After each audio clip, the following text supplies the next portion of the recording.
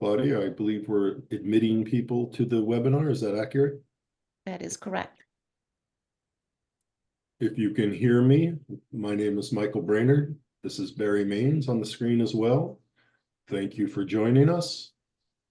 With your indulgence, we'll maybe let a minute or two slide by here to let others join, and then we'll get started. Thank you again for taking your time.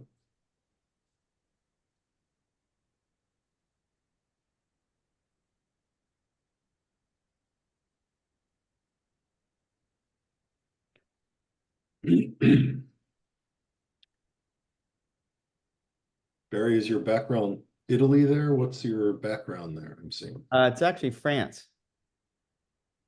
It's wonderful. Yeah, it's pretty. Figure in the spirit of the Olympics, I'll put one of my photos from France.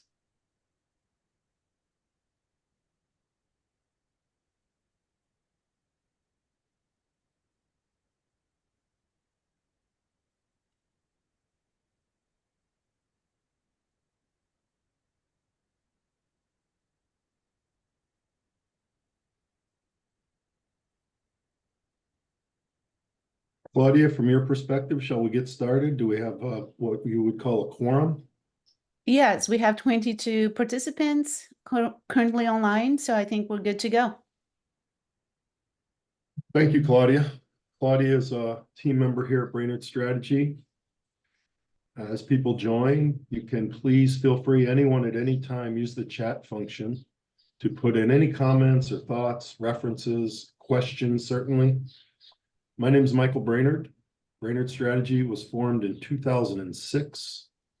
We perform all sorts of services under the umbrellas of leadership development, strategic development or strategy development, and organizational development. I am an industrial organizational psychologist by background, and we're based here in Southern California, but serve clients everywhere. Barry, maybe you could introduce yourself and then I'll get into today's topic. Yes, my name is Barry Mainz. I'm the CEO of ForeScout. I've been at ForeScout now about 2 years, and my career has been primarily the last 15 years in cybersecurity and functional security. So ForeScout sits on that, and we deal with the largest companies and private entities on the planet. It's wonderful to have you. Barry and I have been friends and colleagues for many years, and he's going to add great value by bringing real world stories to our topic today. And our topic today really is something that we've been practicing for years, but it seems like since we've entered this hybrid environment coming out of COVID, it seems like the symptoms that we're seeing keep coming back to lack of organizational alignment. So we've titled today, we want to share some real world stories and some process thinking around the concept of value creation or value accretion and value being diluted or loss of value, primarily driven by the lack of organizational alignment, stakeholder alignment, customer alignment, as well as internal organizational alignment. What I hope, why are we doing this? There's two primary outcomes that I hope we all get and you hold me accountable for. One is, as Barry talks through some real world experiences, because we're all swimming in our organization, sort of like a fishbowl, we're in the water. When I pull back and zoom out a little bit, and I look at some of the symptoms in my organization of dysfunction at times, if we can pin them back to the right source, in this case, lack of organizational or functional alignment, we can then get to the root cause and solve them. So I'd like you, A, to be able to leave this webinar and go, I can recognize this as an alignment challenge. And B, I think sometimes we forget there are very well-worn assessment techniques that we're going to talk today, very specific and precise assessment techniques to get at those root causes to form a proper action plan. So the outcomes, again, vivid pictures of what lack of alignment looks like and its impact, and solution sets, assessment techniques. I'll start with some of the symptoms. We're slow, we're missing milestones, maybe our NPI process, our new product introduction process. We get down to a month or two before launch and we've got a major problem. Interpersonal conflict or conflict between functions. The behavioral stuff sometimes looks behavioral, but it's really driven by different functions or different stakeholders not being aligned. When that occurs, it's very hard to grab it in a tangible way and fix it. One of the things we note is that there's an inertia. In every organization, there's an inertia. In some cases, in many cases, frankly, when we have to reassess our workflows and our processes between functions, the leaders who created those functions can get a little cranky or insecure. Sometimes that's where firms like us come in, because we can be an objective third party, really pull out without blame and talk about where we have all, Brainard strategy included, over time lose our alignment. And it's just a normal function. And then third, what we see is the paradox of productivity. I know Barry's going to probably touch on this later, but we find people are very busy and very well intended. But I wonder often how productive we are toward those valued outcomes. There's a lot of movement, but is there a lot of value being added? We talk about value. We have to talk about value from multiple perspectives. On the slide here, I don't need to read this to you, but any organization is adding value at multiple levels, whether it's functional value, life-changing value, social impact. But for today's sake, with your indulgence, we're going to talk about financial value. Financial value, what I find where we have lack of alignment and that dysfunction from lack of alignment is we've got the air conditioning on and the doors and windows open. But when we talk about value creation and value capture, how well does the enterprise get close to the customer's needs and wants today and the customer's needs and wants tomorrow? I can just reference Nokia. At one point in the 90s, had over 80% global market share in handheld phones. That's certainly not true today. We can get caught up in this cash cow race and not align our R&D, our product development, our customer, our go-to-market functions toward tomorrow. And being able to be ambidextrous and serve today's needs and wants while predicting strategically the needs and wants of our marketplace is the goal of any organizational leader at any level. Certainly the goal of the CEO. As we think about financial value from this framework, we have to then go and say, where do we start? When aligning an organization, and I know Barry has a funny story coming up, when aligning the organization, it's a bit of 8th grade wrestling. So goes the head, so goes the body. At the highest level, we have to have a strategic function in our organization, and I know we all do. A clear, cogent strategy that sits on top of our operating plan. Our operating plan gets us today value, and our strategic plan points the enterprise and points resources and points how we shall be structured to go and take advantage and capture value and create value in the markets we serve. This little model here talks about Jim Collins' old model, which I still love. And the strategy or the strategic plan has to answer the question, how we create, capture, and deliver value in our marketplaces. While that may sound basic, I have run into many organizations who, when it comes to strategy, the executive team and leaderships are going like this. I think we ought to go here. I think we ought to go there. We need cogent alignment at the top of the organization. Even if we have disagreement and debate, we need alignment. Then we need alignment with our stakeholders to include our investors, our board members, our employees, all the way down to individual contributors. Many of you on this webinar will be familiar with the 7S framework. It's been around a long time. We never invented it, but it is a tool that we use when called into organizations when we see symptomology of we're missing our product deadlines, we're missing our launch schedule, our R&D organization can't get to stuff the product, our marketing organization isn't connected to sales. When we see interpersonal conflict between leaders and functions, we start there and we look at the organization through the lens of, let's see if we have a cogent, clear strategy. Are we structured to deliver on that strategy, or are we out of alignment? Are our systems and our talent aligned? our style, is our culture. Can we really get, the Drucker thing, right? Culture eats strategy for breakfast. We have to actively, as leaders, align our org against that strategy. And that strategy has to specifically speak to value creation in market segments. I'll just leave this slide up because all of us want to be customer centric, but when we're out of alignment in our organizations, it's awfully easy to start thinking the enemy is on the inside of the building.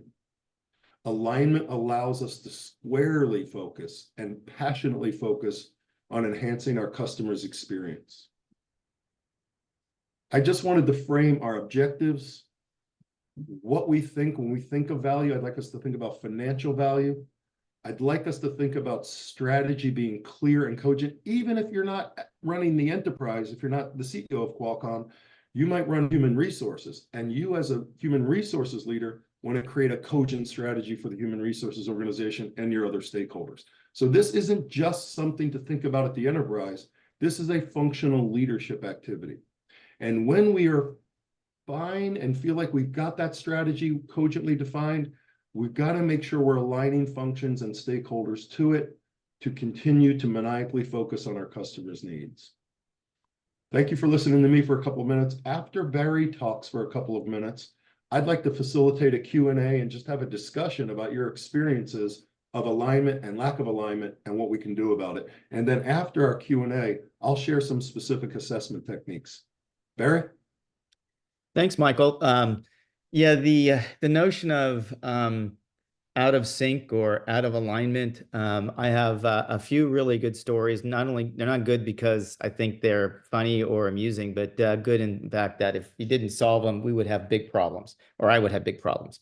And one was I was at Wind River Systems, and we were about 1,800 employees, about 350 million, and we had been in business about 25 years at the time. I wasn't there for 25 years. I had been there for several at the time.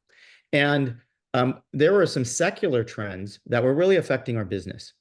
And as Michael was mentioning before, we were all intended to be aligned and, throw in a few different secular trends, some technologies that change, and, we weren't in alignment. And so how I found that out was I was new taking over the division within Intel. And we went and I said, okay, let's sit down. Does everybody know what the strategy is? Why don't you just write down a piece of paper, what our strategic initiatives are and what the strategy is. And so, through that assessment, and I think the first thing is just doing an honest assessment, I found out that nobody had the same list of strategic imperatives. No one had the same list of, hey, how do we create, capture, and deliver value to the the marketplace? And nobody had an alignment on what are the key 4 or 5 things we should go do to accelerate the business. And we were not aligned. A lot of good ideas, but no alignment. And so we did an assessment. Michael helped us out with that. And it was really great because we really got to see at the first level, hey, how do we think of strategy and what should our strategy be? And we went through an exercise that was really great and fruitful. And then we asked ourselves, okay, let's take a look at our resources. Are those aligned to the strategy?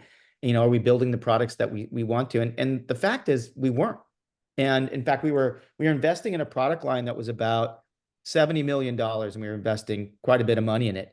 And we all decided that that was really a cash cow, wasn't growing a lot. We were investing way too much. And everybody had trepidation. We pulled money out of that and invested other places, and that continued to grow. And it was the most profitable piece of business. But we made a strategic decision. We will not do this. We're going to do this. The other thing we did was went and spent time where the money changes hands. And I think one of the areas where it's so easy to get out of sync is with the customers, partners, and prospects. And we went and spent time, going, okay, if these are what we believe, let's do a sanity check with our customers. And to Michael's point, let's be ambidextrous. Hey, here's now, but here's some things in the future. Here's some, big ticket items we want to invest. Hey, customers, what do you think? Hey, partners, where areas, what companies should we buy? And we did that. And we were able to align the company. We were able to get people, in that kind of next level down, aligned with the organization. We were able to put 10 million on the side for other investments. And we were able to grow the company, kind of get back on a trajectory of growth on a much more profitable P&L. And, it took a lot of work. There were people that were maybe on the wrong seats on the bus, maybe that, that we moved them around. And then the other piece is that we found that there were some people that, change just wasn't working for. And this whole notion of cultural lock-in or strategic lock-in, they just, hey, this is how we did it. This is how we want to keep doing it. So we did have to make some tough calls on, who we had on the bus. But we, exited that with a much better trajectory, much more alignment, much more efficient, et cetera. And so I thought that was a really good example of what Michael's talking about, which is like, hey, when you're out of alignment in many areas, it has a lot of, it sort of manifests itself in many ways, but the reality is you're not aligned. So that was an area where I just look back and, whilst it was difficult and there was both types of whining with many of the folks, once we got through it, people were in a much better place. And my only advice to any of the executives or people who are doing it here, you have to, I always say, suspend judgment as an executive when you're doing this and it's the right thing to do in 2-month increments, because then you get to look back and say, okay, that wasn't so bad. Because, the changes can be a little scary, especially when you hear a lot of people. The other example is a relatively new one in the last 2 years. I was working at a private equity firm and they asked me to take over CEO of Forescout. And so I jump in first, all strategy offsite. I'd been at the company 3.5 weeks.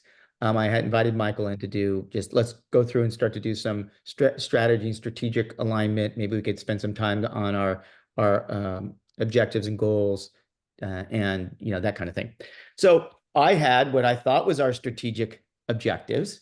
I think they called them strategic initiatives, but they were the closest thing because it was in a board presentation. Now, mind you, this presentation was given to the board and bought off by the board. They were like, oh, this thing's great. Got good strategic objectives. I think, again, they called them strategic initiatives, but nonetheless, they were, interchangeable, I think, at that point in time, at least closest to the pin. And so I showed those to Michael, and we were going to go through an exercise of starting the alignment, start that process. So Michael comes into our meeting, and he starts off by saying, what's the impact of alignment or misalignment? And he starts telling a story that he was working recently with a very large pharmaceutical company. I won't say the name. And he said that he went around to the executives and he showed them I think that they were using OKRs or something, showed them, hey, here are, kind of OKRs, objectives and key results. And he went around and showed all, and people hadn't seen them. They didn't agree with them. And Michael was making the point that this is incredibly dysfunctional and talked about and kind of went through some of the bullets we talked about earlier. Well, Michael goes on to say, well, we're going to look at your strategic objectives. So he says that to my new team, and he puts them on the board there. So mind you, these are the strategic initiatives or imperatives that we got bought off on the board, and everyone looked at it. We assumed people looked at it. And people were in the presentation, they said nothing. So we show them, right? And he shows them, he says, let's talk about alignment. And the guy that ran all of sales raises his hand and he says, what are these? and then the person that ran HR said, what are these? And we laughed because it was embarrassing laughter, but it was, hey, you don't realize this happens everywhere and how important it was. And, I think it was cathartic to realize that, A, it was incredibly dysfunctional. B, Michael just got finished telling a story of how messed up this is and how I think he called it a little bit, the term it was is executive incompetence. So, he said that before. Never say that. What? I would never say that. Something like that, Anyway, we sat there and, I think it was great to have somebody else come and talk about, hey, the misalignment. It was great to break the ice. It was a cold water on everyone's face on, oops, we got to do stuff. But it opened the API up to go and make some changes.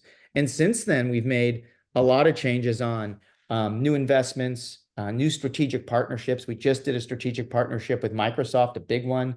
That was an area where we went at that meeting and said, we got to double down with one partner. And we got to make sure that we go all in there, and then we can step and repeat with the other partners. Microsoft is the first one. We got a big strategic partnership out of that. We spent time on the right investments. And just to, many of you are probably results orientated, is that after the first year behind the wheel, we went from the previous year losing around 30 million to making just about 30 million, and we were on a growth vector. So many of the things that we did were in and around being efficient, not so much cost savings, but really about, winning in the marketplace. So I'm a huge believer of alignment, huge believer of you got to make sure you're grounded in reality where the money changes hands on the alignment and on the where you're going to make the investments.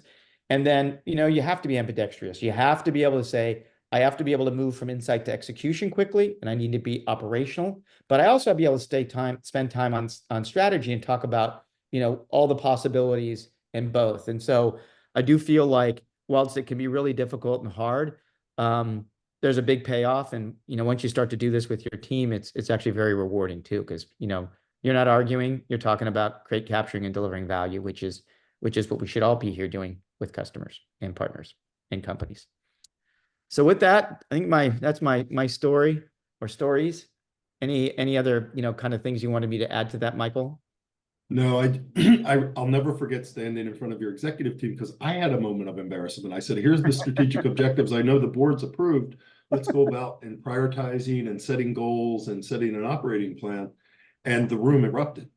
Most of the room had never seen this, didn't agree with it, didn't know what that meant. It was fabulous. But at a moment, I thought maybe I made a mistake because it was such a reaction. So, well, the fact you said it when you don't know that's executive incompetence, and I was brand new, so it was them, not me. Not that I mean, it was us at the time. It sort of broke the ice for it. And we actually say that during some of our meetings now about we remind people about executive incompetence. So, all right. So for our audience, let's ask Barry some questions. Maybe ask me some questions. We're not ending with Q&A. I just want to have a little interactive discussion for maybe 5 or 10 minutes, and then I'll close us out with some specific assessment techniques that we can take and apply. So please come off of mute if you would, if you have a question. I haven't opened the chat function, but I will. Okay, so any questions, thoughts, comments for either one of us?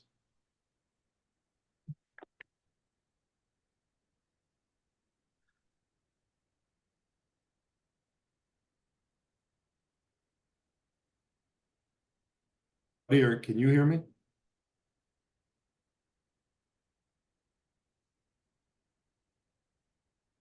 Leah, can you hear me? See any comments? Looks like Brian sent something on the chat. Oh, there you go. Oh, he says thank you. Question coming.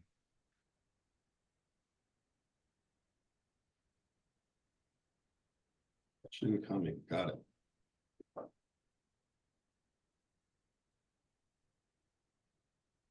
Barry, what techniques did you use to overcome resistance to change? Thank you. Good question. I think the first thing is transparency and just telling people that change is okay and what change means. I think you're either getting better or getting worse. There's no staying the same. I can tell you in software, at least, and, I don't know what industries, I didn't look at all the companies that people were with that joined, but, the velocity is so fast now compared to even 5-6 years ago. It is about change. It is about rapid, sort of pivoting, and that's change. So I think once people realize change is okay, that's the first step. And then the other piece is rewarding good change. I also think the second piece is that you have to say mistakes are okay. I mean, there's very few things in the organization that, hey, you can't mess up on, right? And that some of those are on the SEC filings, some of the other things that you have, legal filings. But for the most part, you're experimenting. So it's okay to make a mistake. Don't make it again, and the same thing. But I do think, praising people for their ability to go and take some risks and try something new. And, the more you do that, the more people feel comfortable. I think it also has to do in hiring. I think if you have people who are just risk and change avoidance, I think sometimes at some point it's not a good fit. But those are the things I tend to do that, in my past have actually worked. I see a question from Duncan that maybe I'll take on, and then Nancy, thank you for joining us, Nancy. I actually know Barry has a pretty good way to address Nancy's question. It's interesting. Barry, if we could take Nancy's question first, she talks about global alignment. Oh, And yeah. environment. One of the things you and I have spoken about recently is how diversity, equity, and inclusion is viewed in America versus how it's viewed in other markets. And frankly, I know it's not probably financial, but that lack of alignment about how we're holding ourselves accountable to DE&I initiatives from a European or North African perspective to an American perspective, that has real social impact to, I'd say, to social value or emotional value or even culture. So Barry, could I defer to you on the global alignment? You run a global organization. Yeah, I've been running a global organization for the last 20 plus years. And so this is a really good question, Nancy, because I think if you talk to Europeans, they always say Americans are tone deaf. They say, hey, you guys listen, but you don't really hear us. And I think a lot of it has to do with, hey, you run, and set strategy globally, but then you prove it and you adopt locally or regionally. And, things in Japan are very different than they are in North America. And so you do have to make sure, this is why I talked about that next level of alignment that you have to go do. And there are some tweaks and tunes, like, for example, just the distribution models are different between North America and I'll just pick Japan. And they go through a different set of distribution. You don't have a choice. That's just the way it is. So don't try and argue with it. You just do it. Sort of when in Tokyo, right? You do it. I think on some of the social things that you brought up, like the DE&I, they do have a very different view. And when we talk about what is, diversity, they talk about some of the different regions within Europe, Eastern Europe versus some of the Southern Europe, whatever, however they're, looking at some of the stuff. We don't see that, right? We see someone European as, oh, they're Western. They don't always look at it that way. And I think it's super important that you're just adapt to and have a fact-based conversation with the leadership, and you can get a pretty good sense of how things are, especially if you hire and listen to your HR folks that are attuned to the markets. I think is super important. And I say the last thing is, there are things that you can do, but be very, very careful, the my way or the highway, on driving some of the initiatives throughout the rest of the world, because that's exactly the thing that they feel that Americans are good at least not good at, but are famous for. So just, take an input, feedback. You don't always have to, say yes to it, but, spend the time to take feedback and, fly to their country and sit down and listen to it. I'll tell you one story that's an interesting one. We recently went to India. We have a big R&D organization in India. And culturally, they see the difference between executive CEO C-suite and what they're doing maybe at a more junior level. It's like miles compared to the way we have here. And they just won't, they'll suffer in silence. So we went over there and we met with some people, and it took them a while, but they brought up some things that we were doing, like they were taking personal loans out to buy tickets to travel because we hadn't fixed our travel policy there yet. And they didn't complain because they're like, I'm getting an opportunity to go fly. I don't want them to think I'm not interested in flying and working for the company. But they took a personal loan out to buy a plane ticket. So, I just think my point is you have to spend time there. Don't think everything is, kind of here, and, global decisions, but adopt locally, I think make a lot of sense. Yeah, I want to make sure I think about the hourglass model, right? The alignment does not mean perfect copy and paste. There's got to be room for cultural differences, geographical differences, et cetera. Mm-hmm. Duncan asked a question about the connection between strategy and organizational design. I'll just touch on that briefly. Organizational design, like strategy, should never be thought of as static.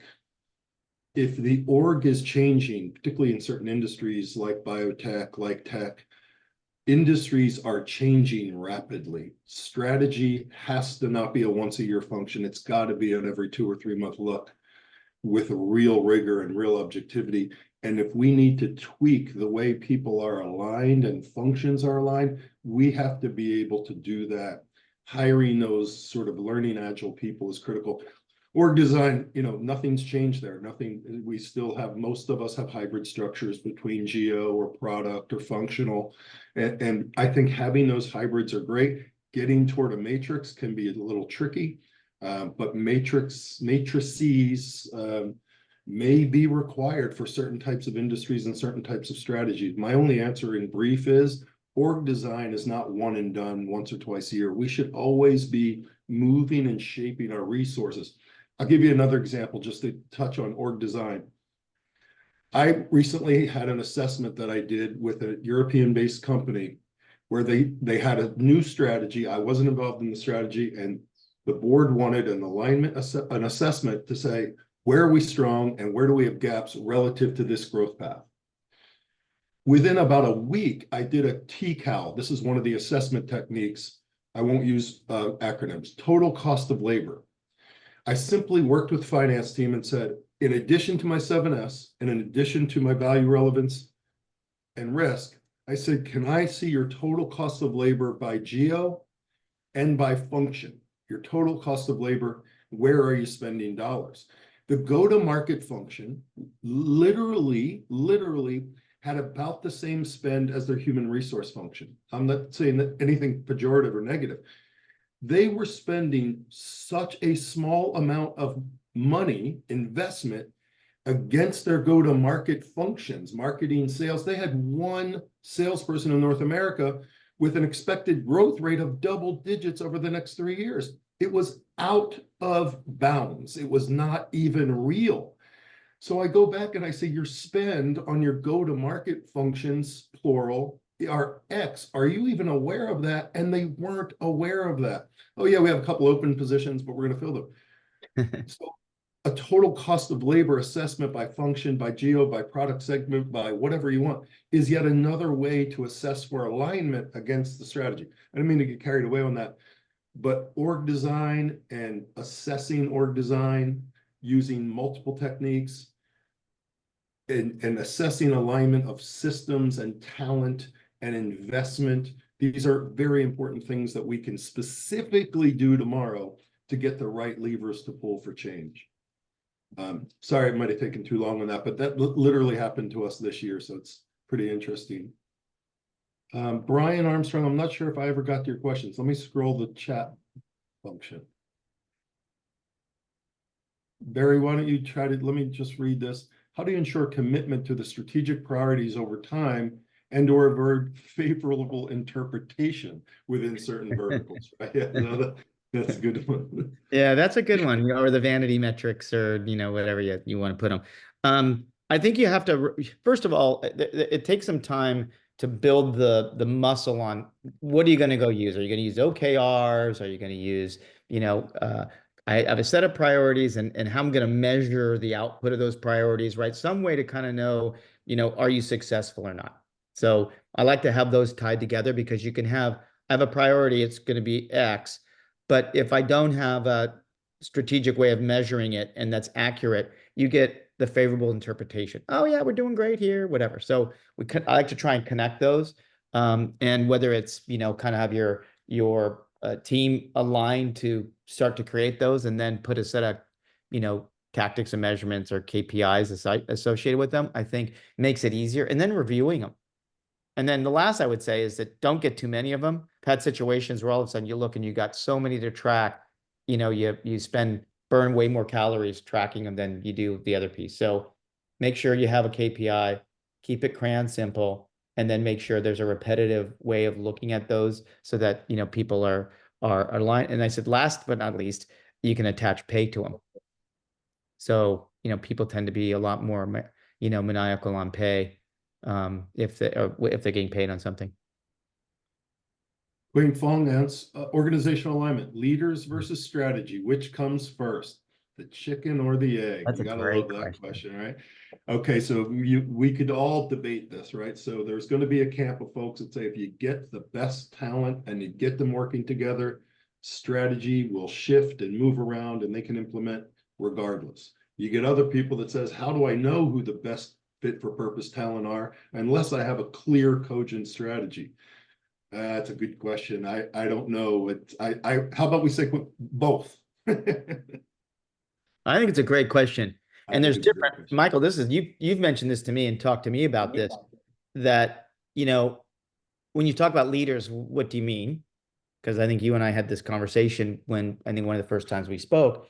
And I think, you know, sort of if the executive team's not aligned, the organization tends to be, you know, not aligned.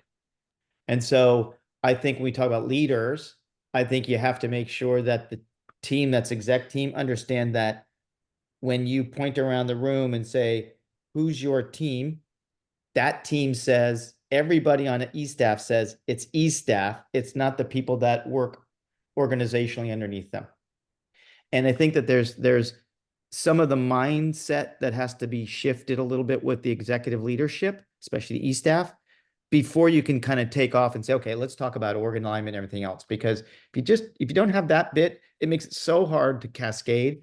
I mean, maybe if you have 20, 30 people, it's easier because you can have a you know, conversation in one room. But when you have geos and people all over the world and, you know, 1,200 people, 1,000 people, 2,000 people, it makes it more difficult. So I think E-staff, as long as they're aligned, and then you can say, okay, let's get our strategy together. Because if we're dysfunctional as a team, our output's going to be terrible. And we're going to go down and tell the rest of the organization, oh, here's the strategy. And they're going to look and say, huh? So I would say the exec team first, then strategy and the rest of the org. Yeah, strategy is going to move around. It's going to shift. If you've got capable, high-performing teams and talent and leadership groups, you'll be able to shift with it.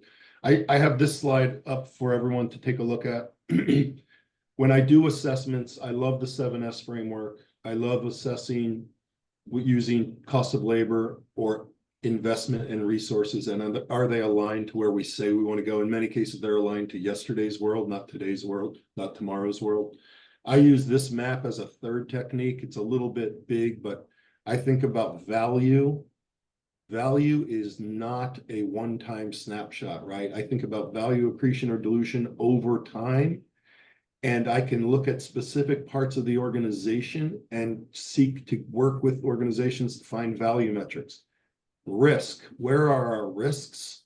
Do we have internal and external risks mapped? And relevance. Relevance would be the Nokia story or the Kodak story, the famous ones. Relevance to me is, will we remain relevant in the markets we want to serve in the coming year or two? Do we have muscles working towards stickiness in a market space? When we look at value, relevance, risk relative to our go-to-market strategy, our product, our operations, we can then identify today's opportunities, today's sources of value, and tomorrow's. And those sources of value will move around. They're not static. This is just yet another model or framework that we like to use.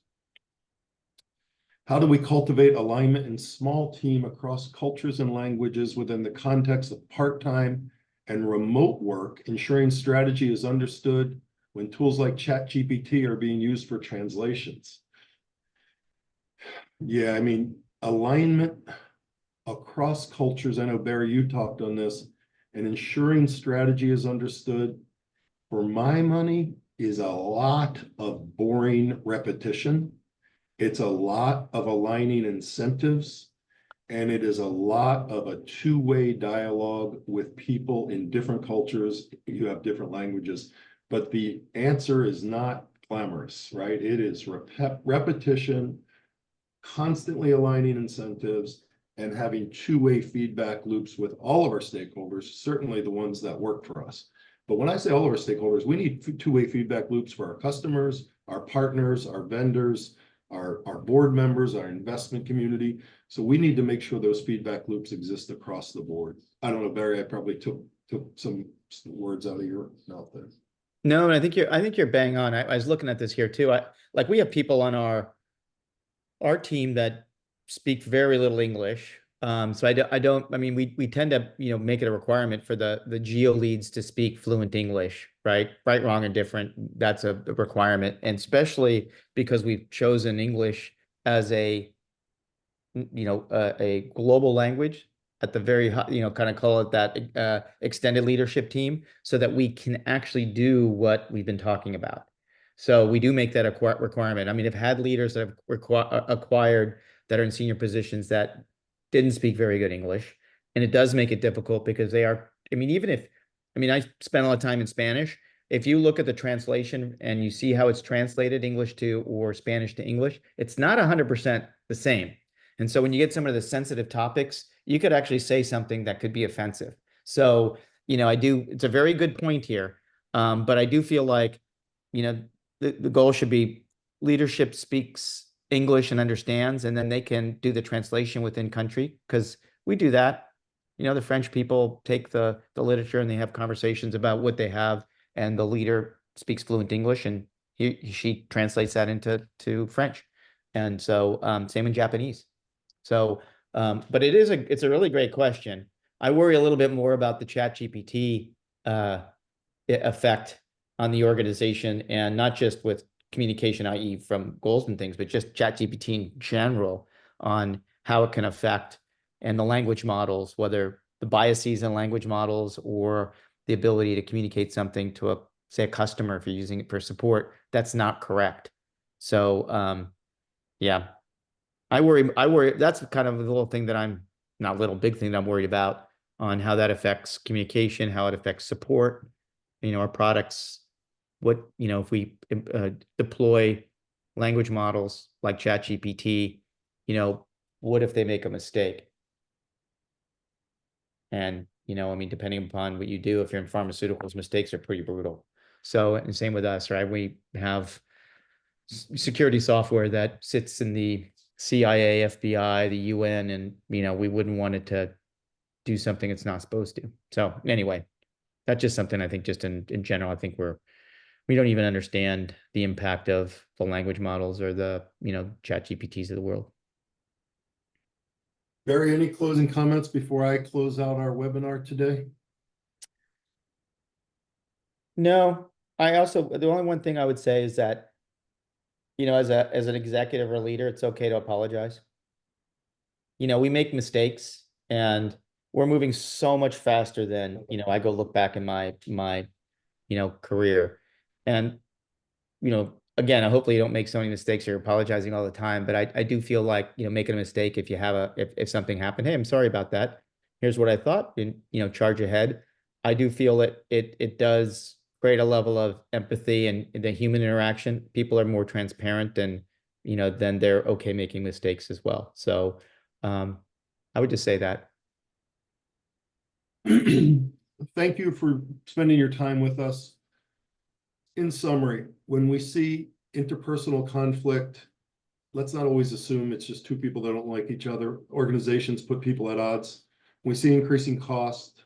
We see our organizations and teams slowing down. When we see dysfunction and handoffs between groups, these are sort of the classic hits, as it were, the classics of lack of alignment. We have tools like the 7S framework for, candidly, just interviews, cost of labor, and resource allocation against strategic initiatives and imperatives. We can fine tune and figure out exactly where that dysfunction is and come up with an action plan to get the organization aligned. I encourage all of us to be thinking about aligning organizations, even if we're functional leaders, particularly for functional leaders. We can always get our teams aligned below us. We can work hard to get aligned across with our peer groups. I will tell you that I'm delighted that Barry joined us today. I'm very gracious. Thank you, Barry. You've been a friend and a client and a colleague forever. And I want to make sure that if anybody on this call wants to have a more specific conversation about aligning their orgs, working with leaders, working with teams, just go ahead and email us after this. And I'll close by saying thank you. I know how valuable everyone's time is. And email us and be in touch, and we'll email and be in touch with you. Thanks, Michael. Thanks, everyone. Thanks, Barry. Thanks, Claudia.